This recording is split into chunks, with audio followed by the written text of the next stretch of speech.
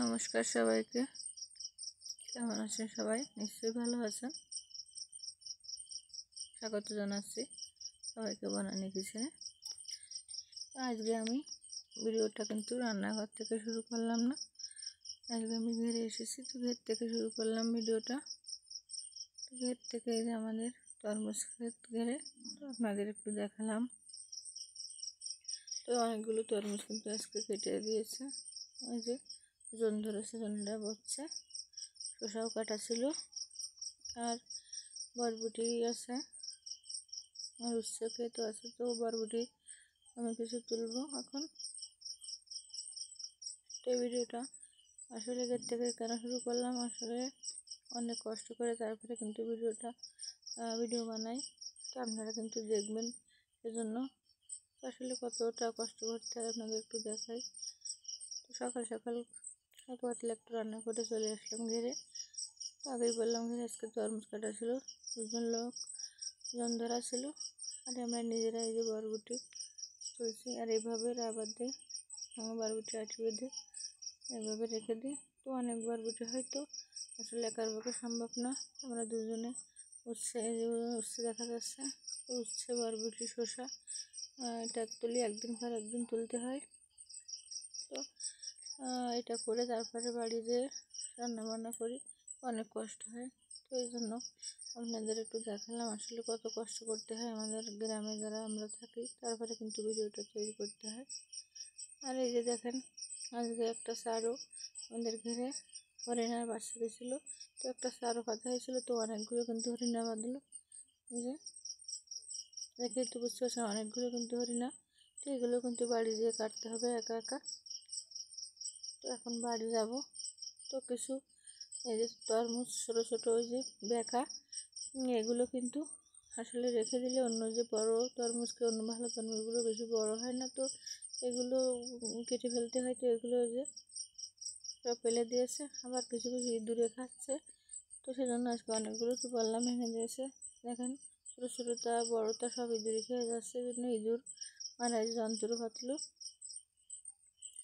রাত্রে ফেঁকেছিল, এখনও আছে। তো ইঁদুর কিন্তু বাঁধেনি। তো তরমুজ এবং বরবটি উচ্ছে নিয়ে আমি কিন্তু এখন বাড়ি চলে আসলাম। বাড়ি এসে এই যে চিংড়ি মাছগুলো কেটে নেব। হরিণাগুলো কিন্তু বেশ বড়, এখানে এখনও কিছুটা জীবিত আছে। হরিণা খুব সহজে আসলে মারে না, বাড়ি আসতে আসতে কিন্তু এখনও জীবিত আছে কয়েকটা। তো এগুলো সব আমি এখন কাটবো একা একা। চিংড়ি মাছগুলো কিন্তু আমার কাটা হয়ে গেছে। এখন আমি স্নান করে রান্নাঘরে চলে আসলাম। রান্নাঘরে এই যে বরবটিগুলো দেখতে পাচ্ছেন, এইগুলো কিন্তু বিক্রি হয় না, একটু বড় হয়ে গেলে আর বিক্রি করা যায় না। এই জন্য এগুলো আমি বাড়িতে নিয়ে আসাই খাওয়ার জন্য। তো আজকে এই বরবটি আর বরবটি আমি ভাজি করবো, উচ্ছেগুলো ভাজি করব। আর এনেছিলাম তরমুজ, তো দেখেছিলেন। তো ওই চিংড়ি মাছগুলো দিয়ে ভাজি করবো। তো সেই জন্য আগে বরবটি উচ্ছেগুলো আমি কেটে নেব। আর এগুলো কিন্তু চিংড়ি মাছটা ভাজি করলে খেতে খুব কিন্তু টেস্টি হয়। তো আমি এখন উচ্ছে আর একটা আলু আমি কেটে নিয়েছি। উচ্ছে আমি মাঝখান দিয়ে কাটার পরে মাঝখান দিয়ে একটা কাটা দিয়েছি, আর আলুগুলো কুচিয়ে নিয়েছে। আর বরবটিটা ছোটো ছোটো করে কেটে সব মিলিয়ে রেখেছি। এখন আমি চুলোটা ধরিয়ে দেবো।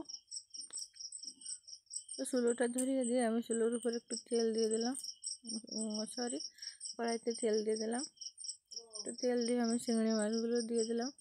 চিংড়ি মাছের উপর আমি এখন লবণ আর হলুদ দিয়ে আমি একটু ভেজে নেব চিংড়ি মাছগুলো। যেহেতু উচ্ছে আর আলুর সাথে ভাজা হবে, সেটা বেশি ভাজি করার দরকার না। তো উচ্ছে আর আলুগুলো আমি দিয়ে দিলাম এখন চিংড়ি মাছের ভিতর। উচ্ছে আর আলুগুলো দিয়ে আমি উচ্ছে আর আলুতে একটু পরিমাণ মতো লবণ আর হলুদ দিয়ে দিলাম। তো লবণ আর হলুদ দিয়ে আমি একটু নেড়ে ছেড়ে উচ্ছে আর আলুটা যাতে দ্রুত নরম হয়, সেই জন্য আমি ঢাকা দিয়ে দেবো। আমি ঢাকা দিয়ে কিছুক্ষণ জাল করে নিয়েছি। এখন একটু নেড়ে ছেড়ে দিচ্ছি, আবার একটু ঢাকা দিয়ে দেবো, তাহলে দ্রুত রান্না হয়ে যাবে। তো এখন আমি ঢাকনাটা খুলে নিলাম।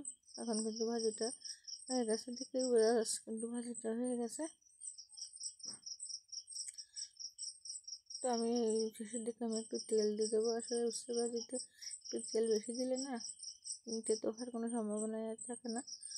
আর চিংড়ি মাছ তেতো তো মোটেই লাগবে না, খেতে কিন্তু খুব টেস্টি হবে। তো সেই জন্য আমি আর একটু তেল দিয়ে দিলাম। আর এখন উচ্ছে আলু সব একটু খুব ভালো করে নরম হয়ে গেছে। তো আমি এবার একটু ভেজে নেব। উচ্ছেটা একটু আসলে কড়া করে ভাজলে না খেতে বেশি ভালো লাগে আমার কাছে।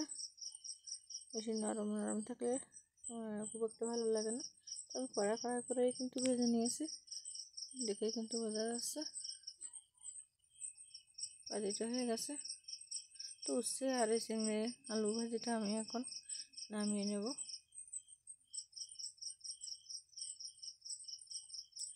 উচ্ছে ভাজিটা আমি নামিয়ে এখন কড়াইটা আবার চুলোর উপর দিয়ে দেব।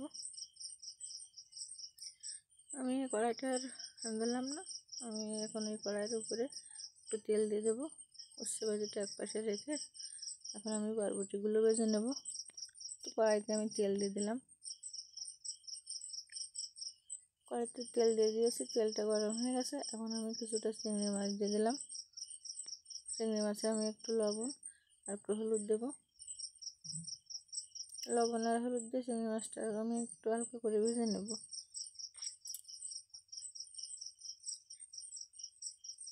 যেহেতু এই চিংড়ি মাছটা বরবটির সাথে ভাজা হবে, বেশি ভাজা আর দরকার না, একটু নেড়েছিলে আমি বরবটিগুলো দিয়ে দিলাম। বরবটিগুলো দিয়ে আমি একটু নেড়েছিলে এখন আমি এর ভিতরে দিয়ে দেব লবণ আর হলুদ। লবণ আর হলুদটা দিয়ে আমি বরবটি চিংড়ি মাছটা আর একটু নেড়েছিলে আমি ঢেকে দেবো।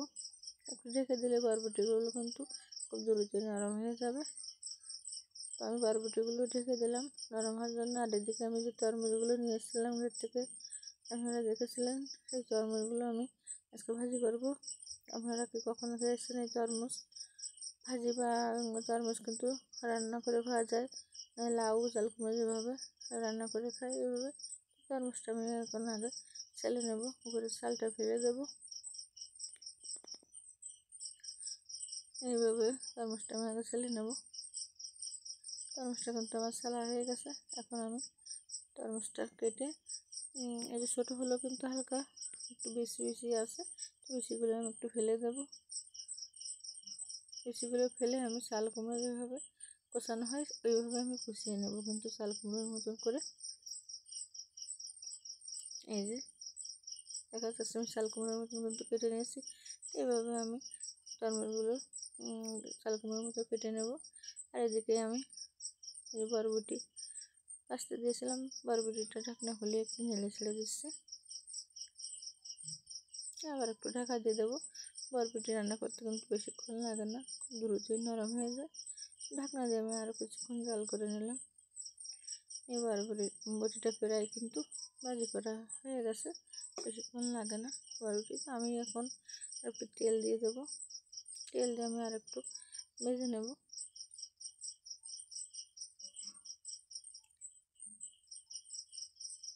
এখন বরবটি কিন্তু ভাজা প্রায় শেষ, এখন আমি নামিয়ে নেব। যেহেতু তেল দিয়েছি সেজন্য হালকা একটু জাল করে নিলাম। বরবটিটা এখন নামিয়ে নিলাম। এই কড়াইটা আবার চুলোর উপরে বসিয়ে দিলাম।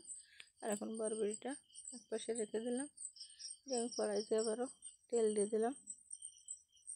তেলটা গরম হয়ে গেলে আমি আবার দিয়ে দেবো চিংড়ি মাছগুলো। এই তরমুজগুলো কিন্তু আমি এভাবে সব কষিয়ে নিয়েছি। এবার তেলের উপর আমি দিয়ে দিলাম চিংড়ি মাছ। চিংড়ি মাছে দিয়ে দেবো লবণ হলুদ দিয়ে চিংড়ি মাছটা আমি আবারও একটু ভেজে নেব। হালকা করে একটু চিংড়ি মাছটা ভেজে নিলাম। এখন দিয়ে দেবো এর ভিতরে আমি যে কুচিয়ে রেখেছিলাম তরমুজ, সেই তরমুজটা দিয়ে দেবো।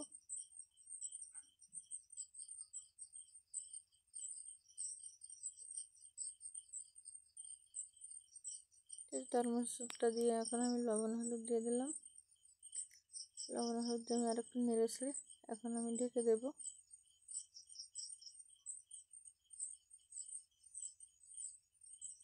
একটু ঢেকে জাল করে নেব। তাহলে দ্রুত সিদ্ধ হয়ে যাবে। তরমুজটা কিন্তু হালকা একটু জল গলে গেছে। এখন দিয়ে দেবো আমি কাঁচা ঝাল। তো আমি পরবর্তী কিন্তু ঝাল দিয়েছিলাম, সেটা হয়তো আপনাদের দেখানো হয়নি। তো আমি আর একটু ঢাকা দিয়ে দিলাম। কিছুক্ষণ জাল করে নিয়ে ঢাকনা খুলে আবার একটু নেড়ে ছেড়ে দিচ্ছি। এখন কিন্তু আমার তরমুজটা সিদ্ধ হয়ে গেছে। তো একটু হালকা একটু জল জল আসছে, তো আর ঢাকা দেওয়ার প্রয়োজন নেই। এরপরে আর ঢাকা দিলে তরমুজটা খুব বেশি নরম হয়ে যাবে, খেতে তাহলে ভালো লাগবে না। এখন এর ভিতরে আমি দিয়ে দেবো জিরে গুঁড়ো। আমি বাড়িতে জিরে গুঁড়ো করে রেখেছিলাম, সেটা দিলাম। আর একটু ধনে গুঁড়ো দিলাম। দিয়ে আমি এখন তরমুজটা একটু নেড়ে চেড়ে নিলাম। চাল কুমড়ো দিলাম, একটা নিজস্ব গন্ধ আছে তরমুজের কিন্তু আছে, এই জন্য জিরে গুঁড়ো আর ধনে গুঁড়োটা দিলে খুব সুন্দর একটা গন্ধ করে। তরমুজের যে গন্ধটা ওটা আর থাকে না, সেই জন্য জিরে আর ধনে গুঁড়োটা দিলাম। আমি আর একটু নেড়ে ছেড়ে নিলাম। এখন ভাজিটা প্রায় শেষের দিকে, এখন আমি একটু তেল দিয়ে দিলাম। তেল দিয়ে আমি আর একটু নেড়ে ছেড়ে নিচ্ছি। এটা তো আর ঢাকা দেবো না, এভাবে হালকা করে আর একটু ভেজে নেব।